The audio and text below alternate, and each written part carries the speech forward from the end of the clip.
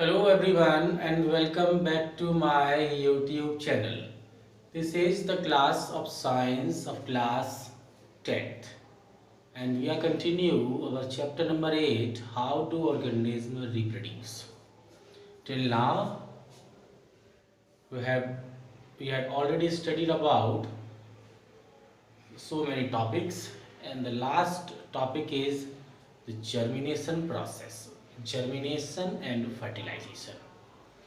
Last जो topic हमने पढ़ा था वो था हमारा जर्मिनेशन और फर्टिलाइजेशन। उससे पहले एसेक्सुअल रिप्रोडक्शन के बारे में हमने पूरी जानकारी ले ली है। Now we are on the new topic sexual reproduction in human beings. अब तक हम लोग बात कर रहे थे सेक्सुअल रिप्रोडक्शन इन प्लांट्स के बारे में बात कर रहे थे। Now come to the new topic that is the sexual reproduction in human beings. किस तरीके से ये प्रोसेस ह्यूमन बीइंग्स के अंदर होता है। Same as plants, organism also produce in human beings by sexually. यहाँ पर भी प्लांट्स की तरह ही एक नया ऑर्गेनिज्म प्रोड्यूस होता है by the sexual reproduction process. Here, the production of this sex cells is done by the gametes, which are responsible for the production of a new organism. यहाँ पर एक new organism produce होता है। For that, the sex cells is responsible and that are produced by the gametes. And in the previous video, we studied about the gametes. One is male gamete and another one is the female gamete. इसके बारे में हम लोग पढ़ चुके हैं कि एक मेल गैमेट है, एक फीमेल गैमेट होते हैं।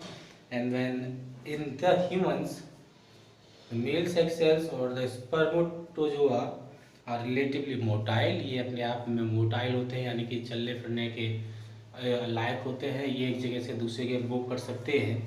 Whereas the female sex cells called ओवा, इसको ओवम या ओवा के नाम से जाना जाता है। प्लूरल और सिंगुलर फॉर्म है अपने आप में। Ovum is the singular form, whereas the ova is the plural form, that is bigger in size. इसका जो size है अपने आप में बड़ा होता है। That is non-motile, which is not move here and there, जो कि इधर उधर मूव नहीं करता। वहीं पर जो spermatozoa है, which is also known as a sperm cell, it is motile and can move from one place to the another. इसलिए वो एक जगह से दूसरी जगह पर अपने आप में मूव कर सकता है। If you're talking about the female gamete, that is bigger in size as comparison to the male gametes. Male के gametes जिसकी ओवा की हम बात कर रहे हैं वो अपने आप में male gametes से वो अपने आप में बड़ा होता है। And when the female gametes combine with the male gametes, that process is called a fertilization. After the fertilization process, zygote is formed. Zygote is developed into form of embryo. वहाँ पर fertilization से embryo बनता है और and after that embryo, it is changed into the form of a new organism. एक नई organism के form पर वही जो embryo है कुछ समय के बाद हमारे सामने होता है। तो इस तरीके से ये प्रोसेस इसके अंदर देखने को मिलता है।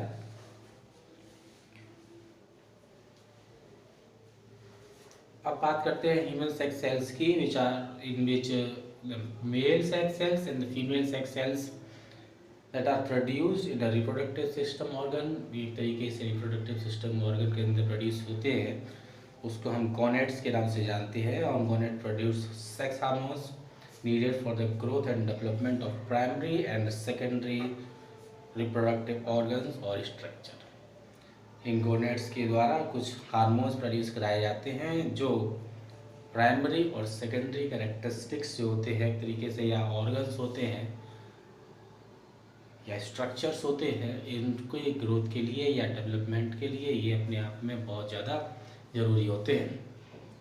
If they are produced in complete quantity in the body, then we can say that an organism is completely sexually mature. अगर इस तरीके से कह सकते हैं हम कि अगर पूरी मात्रा में प्रोड्यूस होते हैं तो हम उस पर्सन को एक तरीके से सेक्सुअली मैच्योर के नाम से जान सकते हैं। इसके बाद अगर हम बात करेंगे तो इसमें कई सारे हमारे टॉपिक्स आएंगे जो कि अपने आप में बहुत ज़्यादा ज़रूरी भी होते हैं। इसमें सबसे पहले हम बात करेंगे प्यूबर्टी की, and it is the age when the reproductive organ of a child start functioning and the child attain a sexual maturity.